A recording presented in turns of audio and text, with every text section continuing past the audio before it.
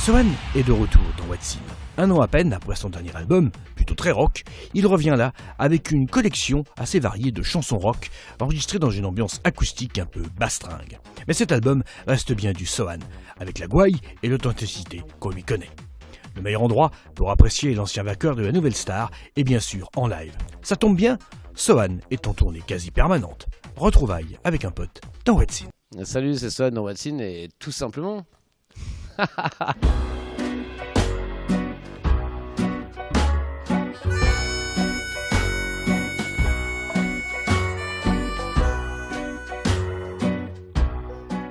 me suis un peu fait niquer par l'ancien producteur qui a pris toutes mes SACEM en fait.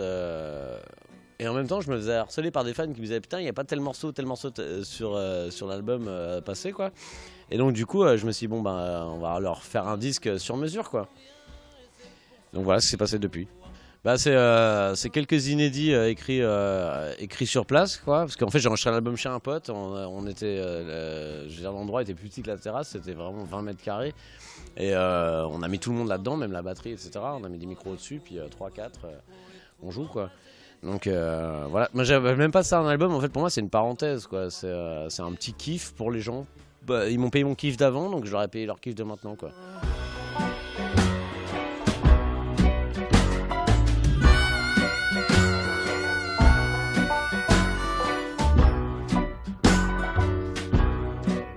Il y en a qui datent d'il y a longtemps. Hein. Elles sont nées un peu comme les autres. Hein. Elles sont nées un peu à l'arrache, quoi. C'est toujours. Moi, c'est ce que je dis souvent, même à ma meuf, tu vois. C'est quand je termine une chanson, j'ai super peur de pas arriver à terminer la suivante, quoi. Donc, elles sont nées comme d'habitude, quoi, dans une espèce d'urgence imposée par moi-même. Ah mais c'est marrant, c'est que sur celui d'avant qui était super grunge, on m'a pas dit sur celui d'avant qui était super grunge, on m'a pas dit du tout, c'est bien, ça rend hommage à ton passif, en tout cas en tant qu'auditeur quoi. Et puis là, en fait, où je fais un truc très très chanson, là, on me sort Kurt Cobain, pareil que toi, tu sais, j'étais là genre, bon, si tu le dis.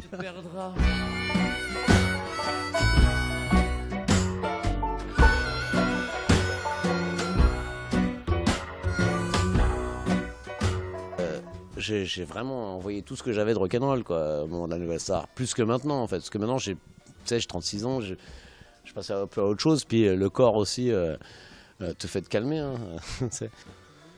En fait, c'est un peu en même temps en général quoi, c'est-à-dire que souvent c'est en marchant et tu sais, il me vient un truc, petite musique, puis après il y a des mots qui se mettent dessus et le corps parle aussi quoi, c'est-à-dire. Je sais même pas comment expliquer en fait comment j'écris une chanson, mais c'est pas aussi clair que j'écris d'abord les paroles. Enfin, j'ai jamais écrit tout un texte sans avoir la musique de toute façon.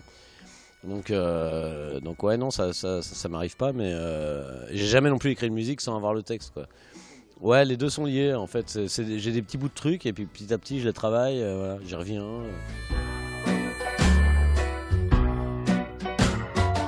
Il arrive un peu comme il vient, il est pas là pour toi.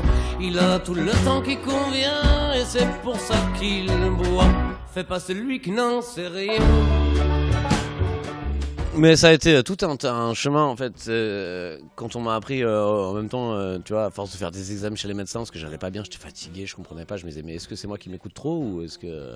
Et en fait on m'a expliqué ce que c'était une fibromyalgie, donc déjà, rien que le mot pour le retenir j'ai mis 6 semaines. Et donc j'ai eu moins d'énergie et je l'ai vécu autrement cet album. Et puis en plus après j'ai fait appel à Serge Bégou qui est donc le guitariste de Tête Red, etc. J'ai eu du beau monde et j'aime bien prendre les gens pour le domaine où ils excellent quoi, pas pour leur faire autre chose quoi.